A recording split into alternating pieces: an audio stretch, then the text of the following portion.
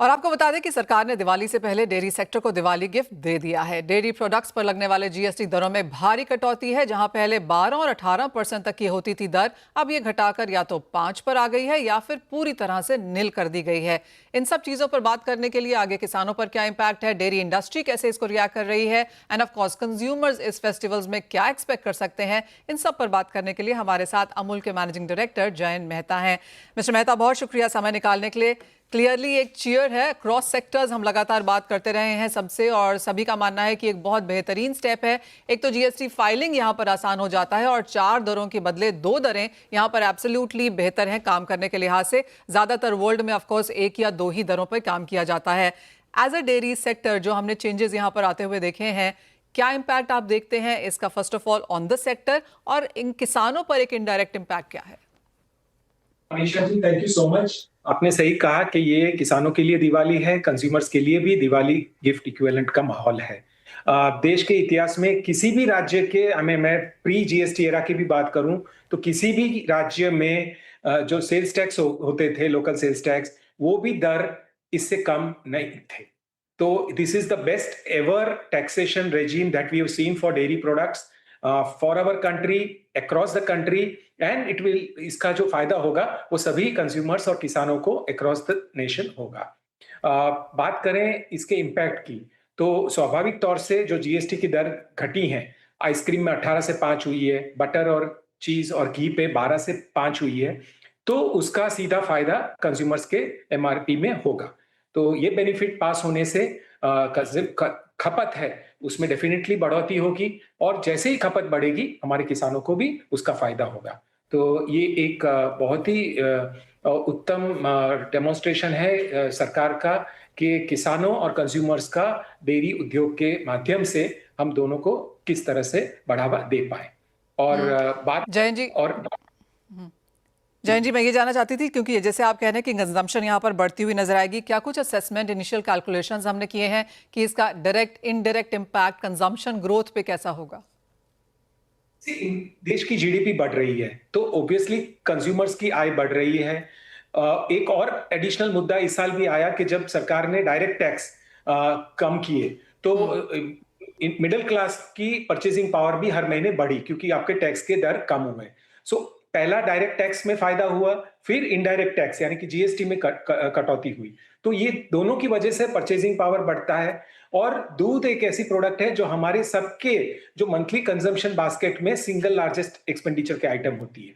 Okay, and that is not just across food, सभी consumption categories में number 1 is milk and milk products. तो स्वाभाविक तौर से इनकम बढ़ने से लोगों का डेयरी प्रोडक्ट्स का खपत और ज्यादा बढ़ती है। साइंटिफिक स्टडीज ये कहती है, इकोनॉमिक स्टडीज ये कहती हैं। तो उसका फायदा सीधा कंजम्पशन पे होगा। कंजम्पशन पे होगा तो ऑब्वियसली मिल्क प्रोड्यूसर को फायदा होगा। और इंडिया का जो ग्रोथ रेट है विश्व में करीबन 6% का, वो लगातार बढ़ता रहेगा, क्योंकि आपकी डोमेस्टिक मार्केट भी बड़ी है। हम विश्व के सबसे लार्जेस्ट दूध उत्पादक हैं, विश्व के लार्जेस्ट कंज्यूमर मार्केट है। तो ये एक बहुत ही बढ़िया गोल्डन कॉम्बिनेशन है डेयरी इंडस्ट्री के लिए और ऑब्वियसली कंज्यूमर्स के लिए कि कम रेट पे वो ज्यादा से ज्यादा अच्छी क्वालिटी के डेयरी प्रोडक्ट्स खरीद पाएंगे और अपने परिवार का पोषण कर पाएंगे।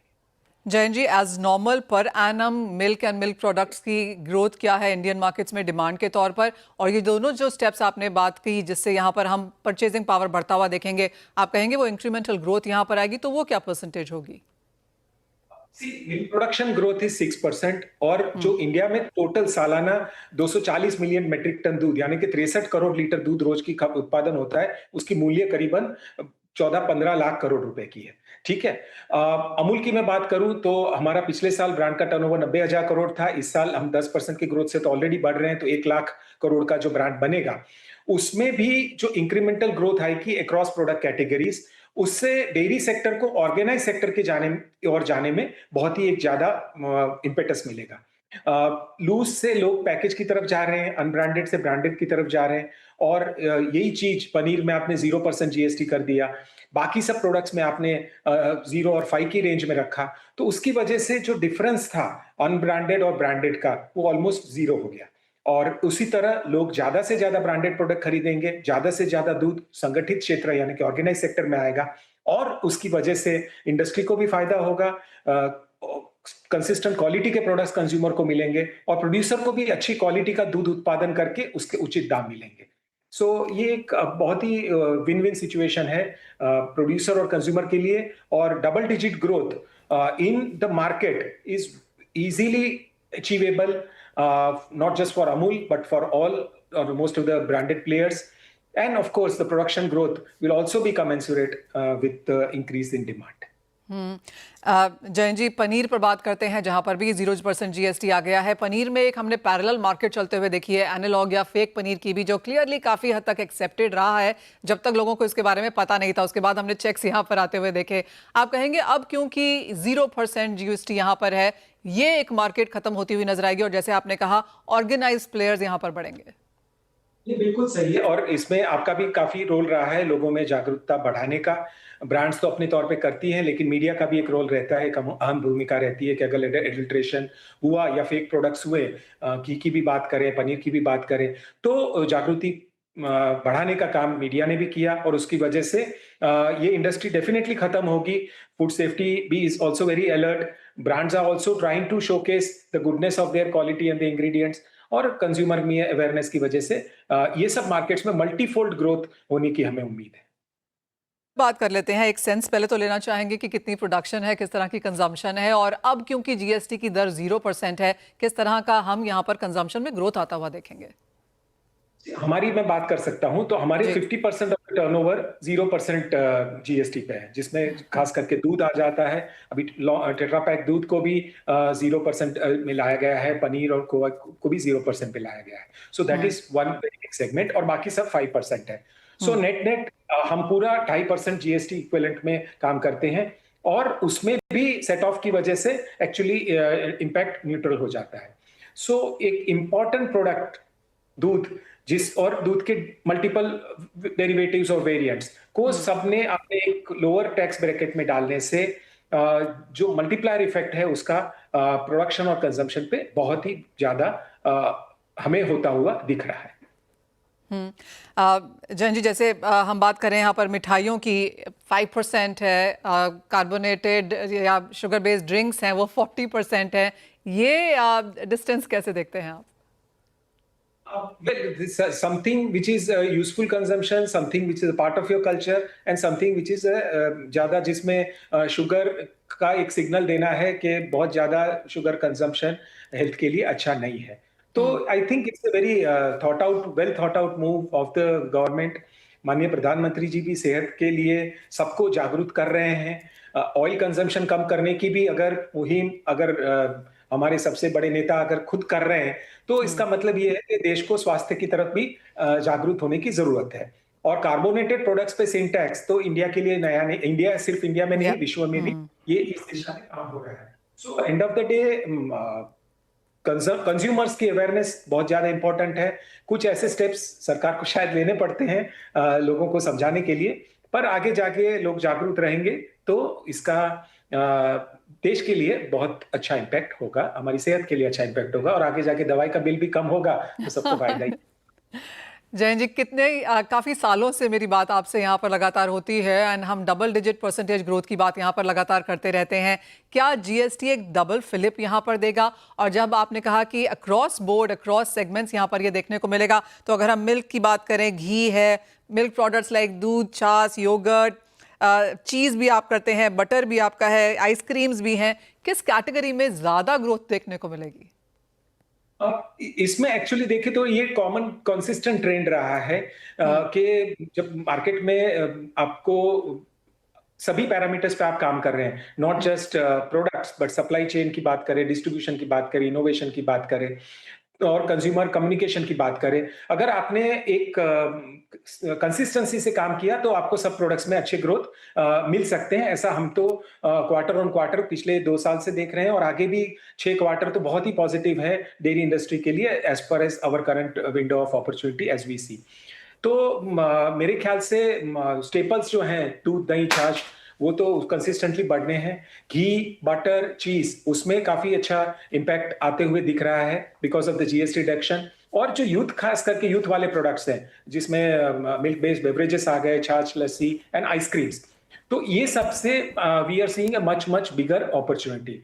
अब आइसक्रीम की बात करें, जिसको आज तक अभी लग्जरी प्रोडक्ट गिना जाता था, 18% जीएसटी था, कई राज्यों में इसके पहले और भी ज्यादा टैक्सेस हुआ करते थे, उसको आपने अगर 5% पे लेके आए, और इंडिया का पर कैपिटा आइसक्रीम कंजम्पशन सिर्फ 5 कप है प्रति व्यक्ति एक साल का, और वर्ल्ड का बड़े डेवलप्ड कंट्रीज में 15 से 20 लीटर प्रति व्यक्ति आइसक्रीम कंजम्पशन है एक साल का।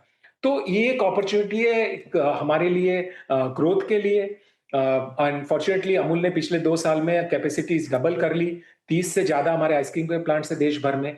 तो we are extremely excited by this GST reduction, and also more importantly जो अपॉर्चुनिटी हमें अभी ग्रोथ की आ रही है।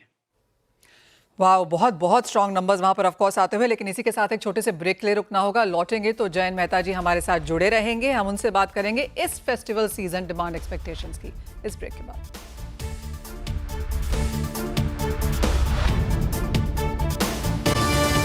स्वागत है आपका, हमारे साथ अमूल के एमडी जयंत मेहता बने हुए हैं। जयंत जी, अब बात कर लेते हैं फेस्टिवल्स की, और येट अगेन एक पैटर्न रहा है अमूल की तरफ से नित नए यहाँ पर प्रोडक्ट्स लॉन्च करने का, और ये तो फेस्टिवल का टाइम है और जीएसटी में कटौती है, तो क्लियरली डबल धमाका है। इस फेस्टिवल में अमूल के नए लॉन्चेस क्या हैं? अब सबसे इम्पोर्टेंट है फेस्टिवल में मिठाई, और लोगों को प्योर मिठाई की तरफ एक रुझान आ रहा है।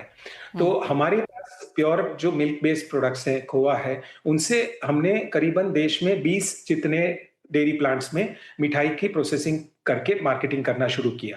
फ्रेश मिठाई, फ्रोजन मिठाई, लॉन्ग लाइफ मिठाई करके करीबन 35 से 40 अलग अलग मिठाई हम हर फेस्टिवल टाइम में लॉन्च कर रहे हैं।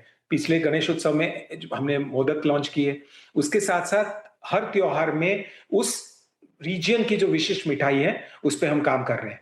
तो मिठाई की डिमांड लगातार बढ़ रही है, और लोग जो लूज मिठाई खरीदते थे उसके सामने अमूल की पैकेज मिठाई की तरफ भी आगे बढ़ रहे हैं, और उसकी वजह से हमें इस कैटेगरी में ऑलमोस्ट 150% ग्रोथ होता दिख रहा है। तो ये एक कंटिन्यूअस फोकस रहेगा, और साथ में बाकी जो हम पहले से और मिठाइयों पे जो काम कर रहे थे, श्रीखंड हुआ, गुलाब जामुन, रसगुल्ला, और साथ में फ्रेश मिठाई में रबड़ी हुई, खीर हुई, तो ये सब प्रोडक्ट्स में काफी एफर्ट और अटेंशन जा रहा है, डिस्ट्रीब्यूशन एक्सपांशन हो रहा है, क्यू कॉमर्स के माध्यम से 10 मिनट मिठाई डिलीवरी हो रही है, और उसकी वजह से हमारे खपत भी बढ़ रही है। आइसक्रीम्स में भी हम नए नए प्रोडक्ट्स लॉन्च करने जा रहे हैं, नए वेरिएंट्स लॉन्च करने जा रहे हैं। तो ओवरऑल फेस्टिव सीजन को मिठाई और आइसक्रीम्स में काफी वो मिलता है, एक बूस्ट, उस पे भी हम काम कर रहे हैं। प्रोटीन की कैटेगरीज में एक्सपांशन कर रहे हैं हम लोग, लोग सेहत की तरफ बढ़ रहे हैं, अमूल के पास बहुत बढ़िया मात्रा में वे प्रोटीन है, तो उसके माध्यम से भी हम काफी नए प्रोडक्ट्स और इनोवेटिव प्रोडक्ट्स प्रोटीन की कैटेगरीज में लॉन्च कर रहे हैं। ऑर्गेनिक भी है जिसमें काफी हम पिछले 2 साल से काम कर रहे हैं, उसका भी बहुत अच्छा रिजल्ट हो रहा है। ऑर्गेनिक आटा, दाल, चावल तो थी, साथ में हमने ऑर्गेनिक चीनी भी लॉन्च की है, ऑर्गेनिक गुड़ लॉन्च करने जा रहे हैं, ऑर्गेनिक मसाले लॉन्च करने जा रहे हैं, और सभी किचन आइटम्स हैं वो अमूल ऑर्गेनिक के तौर पे भी हम बेचे, उस दिशा में भी काम हो रहा है।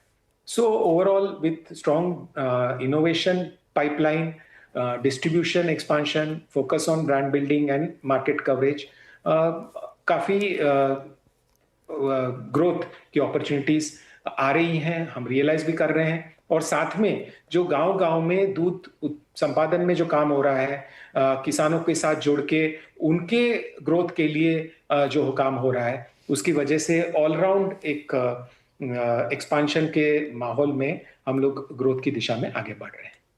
Jayant ji, I have a pen and pencil ready. आपने कहा 150% की ग्रोथ आप मिठाइज में एक्सपेक्ट यहाँ पर कर रहे हैं, डबल डिजिट ग्रोथ आपने कहा अक्रॉस सेक्टर्स यहाँ पर है, तो I am just going to push it to a corner बताने के लिए कि कितनी परसेंटेज ग्रोथ अक्रॉस यहाँ पर है, because 150 is an eye opener. अगर हम यहाँ पर अब स्टेपल्स की बात करें, क्योंकि जीएसटी हमने यहाँ पर भी काफ़ी कम होता हुआ देखा है, 5% है अब आटा पे, चीनी पे, मसालों वगैरह पे, तो अगर हम ऑर्गेनिक स्टेपल्स की बात करें, यहाँ पर किस तरह की ग्रोथ है? जी, इसमें ऑर्गेनिक में you have to actually grow organically for a simple reason कि आपको उस तरह के ऑर्गेनिक सर्टिफाइड किसान चाहिए, जी। फिर उसके प्रोडक्ट को आपको प्रोसेस ऑर्गेनिक सर्टिफाइड प्लांट्स में करना है और उसको कंज्यूमर अवेयरनेस के थ्रू बेचना है।